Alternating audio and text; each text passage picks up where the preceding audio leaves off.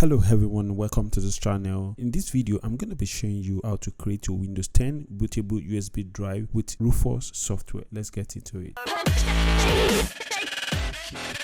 Before you start, there are two things you need. The first is the Windows 10 operating system ISO image, which you can download a 90-day trial from the Microsoft website. I will leave the link down below. And the second is the USB drive, which I recommend to get 8 gig and above. Now let's get started.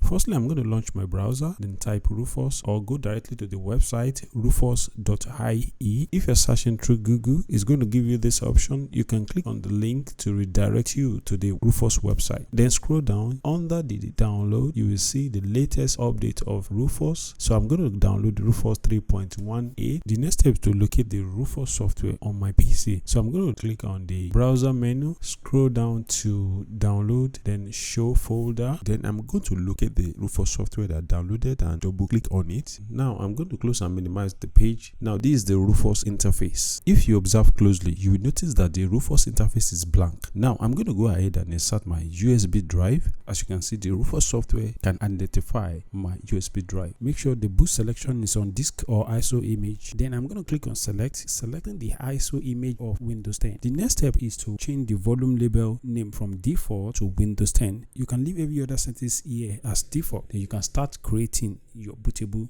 USB drive. With this warning, that means that all data on my USB device will be formatted. So I'm going to click OK to go ahead. Now the process of creating the bootable USB drive has started, and it could take about 15 to 18 minutes. Right now I'm going to speed up this video. The process of creating Windows 10 USB bootable device has completed. As you can see, the USB drive has been named Windows 10. You can also open the USB drive and see the bootable files. Thanks for watching. Subscribe and like the video. Bye for now.